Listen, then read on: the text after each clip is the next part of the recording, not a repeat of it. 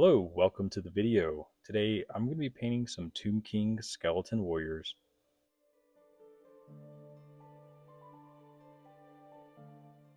I painted a total of 36 of these guys, so this is a batch painting process and it's designed to be efficient. So for each step in the video, I'm repeating the same step for each skeleton before moving on to the next painting step.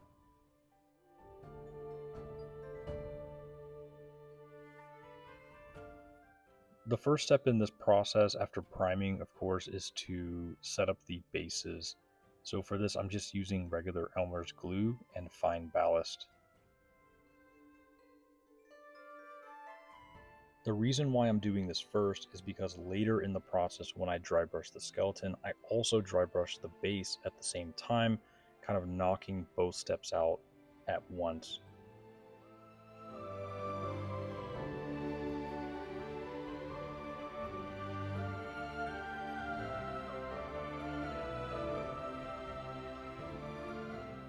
After letting the ballast dry, the next step was to add a layer of paint on top of it to help seal it in.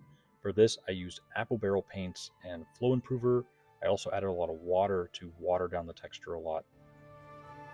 You can use whatever paints you want for this. You don't have to use apple barrel. I just use this paint because it's really cheap and I don't mind using a lot of it. Something important here, I'm really loading up my brush full of paint and I'm letting the paint soak into the ballast. When this dries, this is going to help seal all of this in.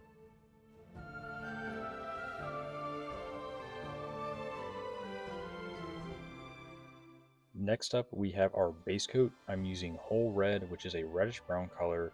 This is going to be the darkest color on the model and be the color of all of our shadows.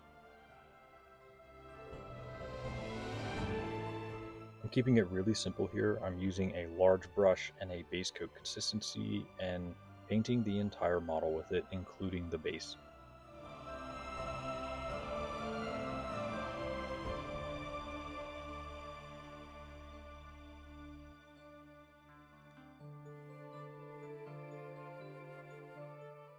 Next up is to dry brush these models. I'm using buff here. This is a bright yellow tan color, and to prep my dry brush, I'm dabbing it on a wet sponge and loading the brush with paint, and then I'm deloading it by brushing it off on a textured surface.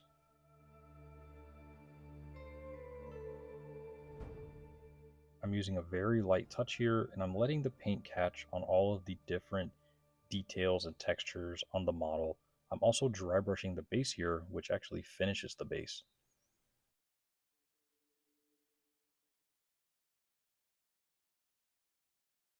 Next up is to paint all of the trim, the spear tips, and the skulls and their headbands. For this, I'm using Retributor Armor. This is a really nice looking gold color from Citadel. I'm applying 2 coats here to get a nice coverage on these sections. I'm also being neat as possible here.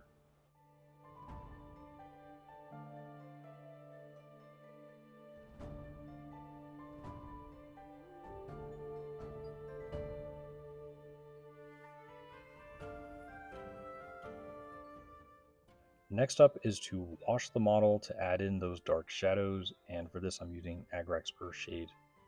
I'm not using it at full strength, I'm adding in a tiny bit of water to weaken it down a little bit and then applying this to the model.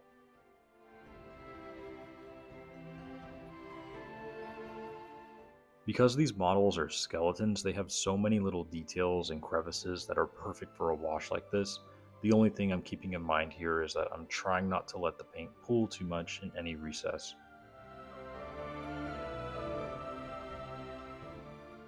After that dried, the skeletons looked a little bit dark, so I went back and added a highlight layer. For that layer, I'm using buff and a size 1 brush. I'm using a slightly thinner paint, but the important thing is that I'm wiping the brush on a paper towel before adding these highlights so that I have control over this paint. And I'm primarily focusing on the face, the ribs, the shoulders, basically the upper section the skeletons. That way I can move through all 36 of these guys without taking too much time. For the top of the head, because it's a smooth surface, I'm using a watery paint, and I'm actually manipulating the water droplet and pushing it towards the center of the head and then letting it dry completely. During this step, I also painted the wood on the back of the shield by painting it with buff and then adding a wash of a dark reddish brown.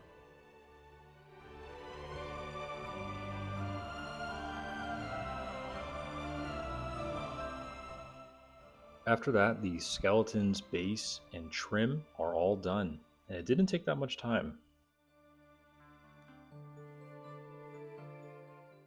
Next up, I painted the handles of each spear red. I'm using a little bit of a flatter brush here because I found that this was a little bit faster than using a pointy brush.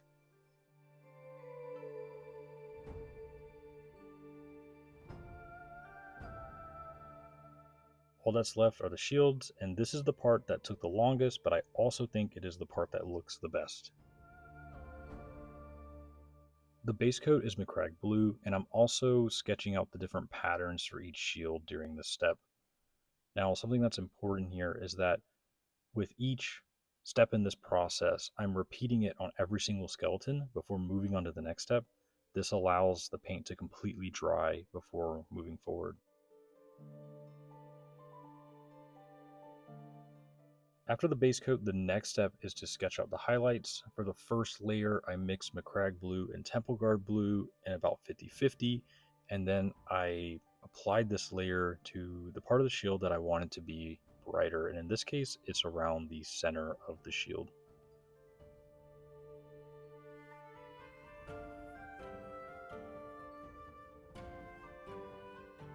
Next, I took pure Temple Guard blue and repeated the same step, but this time I painted within the section I painted in the previous layer.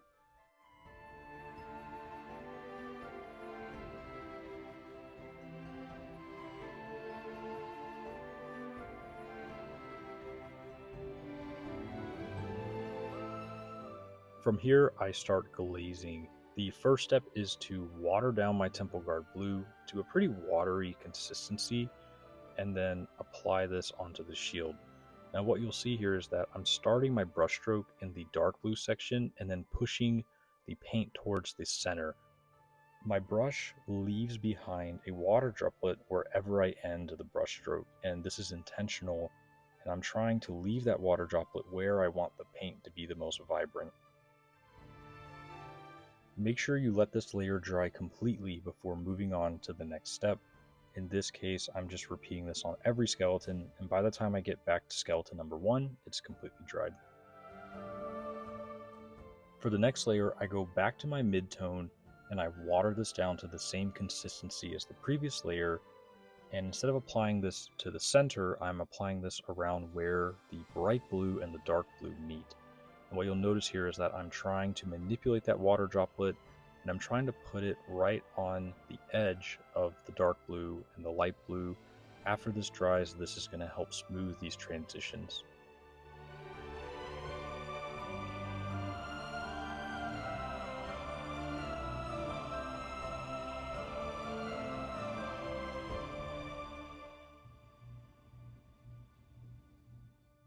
After that, I went back up to my Temple Guard blue and I added another layer on top. Now I'm using the same consistency paint and I'm making sure to end my brushstroke in the centermost part of the shield so that that section is the brightest. I'm also starting my brushstroke in the darker blue sections, letting that paint leave a trail, smoothing those transitions from the previous layers. After that, I went to my darkest blue color and then did the same thing, but this time around the edges of the shield.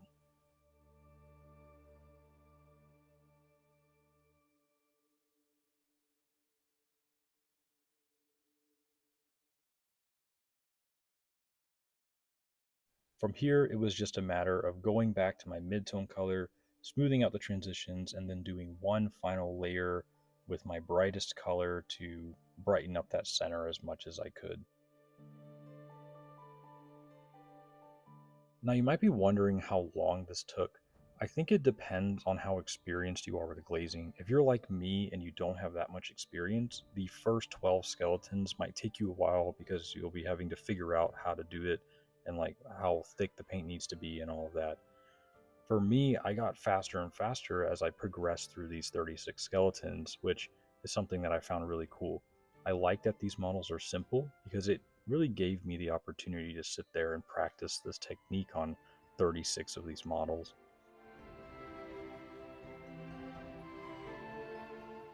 For the white sections on the shields, it was a similar concept, but overall much simpler. I just used a base coat of ivory white from Vallejo. I had to use around 3 coats to get a nice solid base coat because I was base coating over black.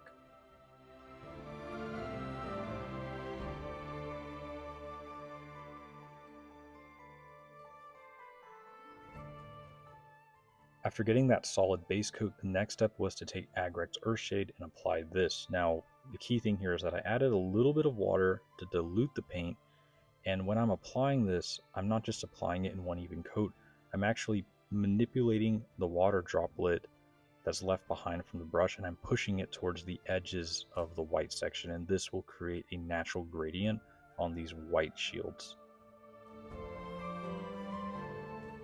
Now, a very important part of this step is once you set the water droplets, let them completely dry.